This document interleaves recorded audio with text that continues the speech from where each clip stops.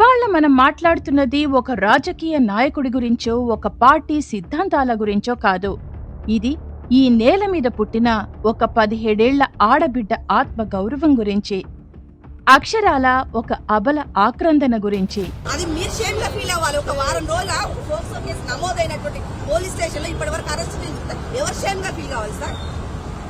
ఎవరు కావాలి చెప్పండి. కేంద్ర సహాయ మంత్రి బండి సంజయ్ గారు, మీరు వేదికలెక్కితే ధర్మం గురించి గొంతు చించుకుంటారు. 14, 15, 16 సంవత్సరాల యొక్క మైనర్ అమ్మాయిలను ట్రాప్ చేసి వాళ్ళ జీవితాలను సర్వనాశనం చేస్తున్నటువంటి దారుణ సంఘటనలు ఎఫ్ఐఆర్ చేస్తున్నారు, ఎఫ్ఐఆర్ క్లోజ్ చేస్తున్నారు, ఎఫ్ఐఆర్ చేస్తున్నారు, క్లోజ్ చేస్తున్నారు. ఒక్కరి మీద యాక్షన్ లేదు, ఒక్కరిని అరెస్ట్ చేయలే. ఒక పోలీస్ అధికారి అంటాడు, ఇది కామన్, నీ ఇంట్లో నీ బిడ్డకో నీ చెల్లెకో అయితే నీ కామన్ అనుకుంటావు. భారతీయ సంస్కృతి హిందూ ధర్మం అంటూ నీతులు వల్లిస్తారు. కాని మీ కళ్ల ముందే మీ ఇంట్లోనే ఒక మృగం పెరుగుతుంటే మీకు తెలియలేదా? బయట ప్రపంచానికి ధర్మబోధ చేసే మీరు మీ ఇంట్లో పెరిగిన అరాచకాన్ని ఎందుకు అదుపు చేయలేకపోయారు? మేము ఫ్రెండ్స్ ఉన్నానా, మేము తప్పు చేయలే, కలిసి ఉన్నాం, ఇలా విడిపోయినాం, నేను ఏ తప్పు చేయలే, నిజాయితీగా బయటికి వస్తా అని చెప్పి తన నా కొడుకు చెప్పాక నేను సమర్థిస్తలేనన్నా. తప్పు ఎవరు చేస్తా కూడా నా కొడుకైనా సరే ఎవడైనా సరే చట్టం ముందు సమానులే. మీ కుమారుడు భగీరథ్ ఇవాళ ఒక నిందితుడు. అది కూడా సామాన్యమైన కేసు కాదు, పోక్సో కేసు. ఒక మైనర్ బాలికను ఫామ్ హౌస్ కు తీసుకువెళ్లి మద్యం తాగించి లైంగిక దాడి చేశారనే అత్యంత హేయమైన ఆరోపణలు ఎదుర్కొంటున్నారు. ఒక సామాన్యుడి బిడ్డపై ఇలాంటి ఆరోపణ వస్తే ఈ పాటికి పోలీసులు నడ్డి విరిచి జైల్లో పడేసేవారు. మరి మీ అబ్బాయి విషయంలో చట్టం ఎందుకు కుంటుతోంది? నిబంధనలు ఎందుకు నిద్రపోతున్నాయి? అక్యూజ్ గురించి కూడా మేము ఇప్పుడు ఇన్ఫర్మేషన్ సిడిఆర్ నుంచి మేము ప్రయత్నం చేస్తున్నాము. మనకు దొరకతే అతను మేము ఖచ్చితంగా మే 8వ తేదీన కేసు నమోదైంది. ఇవాళ మే 15. ఇన్ని రోజులవుతున్నా రేవంత్ రెడ్డి పోలీసులు ఏం చేస్తున్నారు? ప్రధాని మోదీ భద్రతలో బిజీగా ఉన్నామని డీజీపీ గారు ఇచ్చిన సమాధానం వింటే ఈ రాష్ట్రంలో సామాన్యుడికి రక్షణ ఉందా అనే అనుమానం కలుగుతోంది. ప్రధాని పర్యటన ఉంటే రాష్ట్రంలో చట్టం పనిచేయదా? అత్యాచార ఆరోపణలు ఎదుర్కొంటున్న నిందితుడిని వదిలేస్తారా? ఇది పోలీసుల వైఫల్యమా లేక ప్లాన్డ్ ఎస్కేపా? నిందితుడు ఎవరో తెలుసు, ఆధారాలు ఉన్నాయని సాక్షాత్తు బాధితురాలే చెప్తోంది. కానీ నిందితుడు మాత్రం పరారీ అంట. రాష్ట్రం దాటిపోతుంటే మీ ఇంటెలిజెన్స్ నిద్రపోతుందా? ఎయిర్పోర్టుల్లో లుకౌట్ నోటీసులు ఇవ్వడానికి ముహూర్తం చూస్తున్నారా?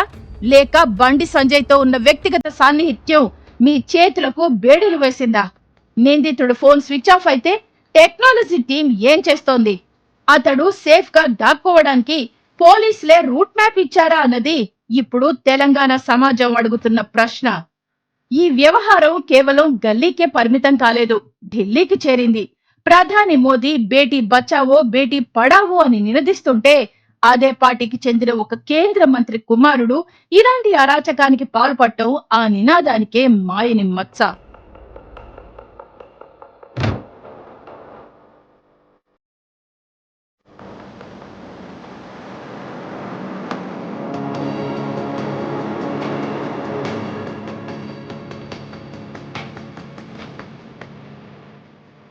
జాతీయ మీడియాలో ఈ వార్తలు హోరెత్తిపోతున్నాయి. విశ్వసనీయ సమాచారం ప్రకారం బండి సంజయ్ తన పదవికి రాజీనామా చేయాలని హైకమాండ్ నుంచి తీవ్ర ఒత్తిడి వస్తోందట. పార్టీ కంటే ఎవరూ ఎక్కువ కాదు అనే సంకేతాలు వెళ్తున్నాయి.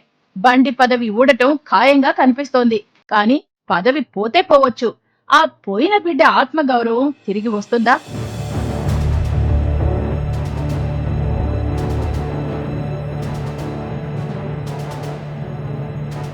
బండి సంజయ్ గారు, మీరు దీన్ని రాజకీయ కుట్ర అంటున్నారు. కానీ అక్కడ బాధితురాలు స్వయంగా వాంగ్మూలం ఇచ్చింది. సెక్షన్ 164 కింద మెజిస్ట్రేట్ ముందు స్టేట్మెంట్ రికార్డ్ అయింది. ఆ 17 ఏళ్ల అమ్మాయికి మీతో ఏం రాజకీయం ఉంటుంది?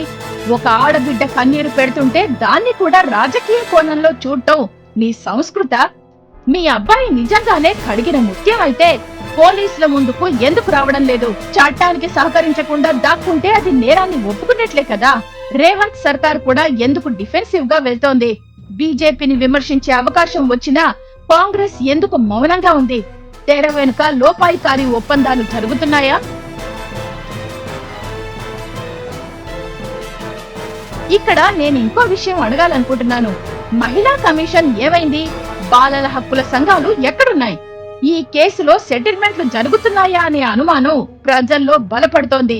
సీఎం రేవంత్ రెడ్డి ఆ బాధితురాలు మీ ఇంట్లోని ఆడబిడ్డ అయితే ఇలాగే మౌనంగా ఉండేవారా? 6 రోజులుగా ఈ వ్యవహారం నలుగుతున్నా ప్రభుత్వం వైపు నుంచి ఒక్క గట్టి ప్రకటన ఎందుకు రాలేదు? మహిళా భద్రత అంటే కేవలం బస్సుల్లో ఫ్రీ జర్నీయేనా? వారిని వెంటాడే మృగాలను విడిచిపెట్టడమేనా మీ ఇందిరమ్మ రాజ్యం?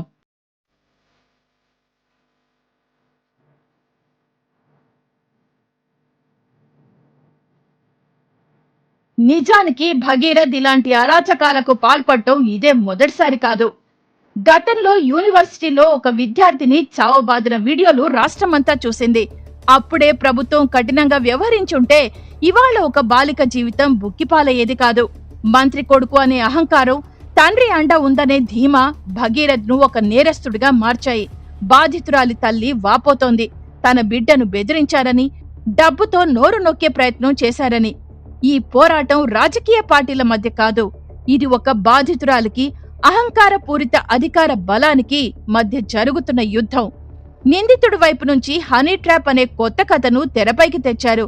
ఇది బాధితురాలి శీలాన్ని శంకించే ఒక నీచమైన ప్రయత్నం.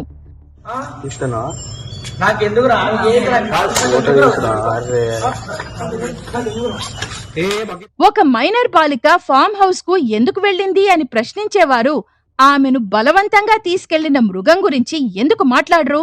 రేవంత్ రెడ్డి వేసిన సిట్ విచారణ కాలయాపనకేనా, లేక నిజంగా నిందితుణ్ణి జైలుకు పంపడానికా? చివరిగా ఒక్క మాట, బండి సంజయ్ కుమారుడైనా, ముఖ్యమంత్రి చుట్టమైనా చట్టం ముందు అందరూ సమానమే. ఢిల్లీ పీఠం కదులుతోంది, బండి పదవి ఊడబోతోంది. కానీ ఆ ఆడబిడ్డ కన్నీరు మాత్రం ఇంకా ఆగడం లేదు. ఆ ఆడబిడ్డకు న్యాయం జరిగే వరకు ఈ గళం వినపడుతూనే ఉంటుంది.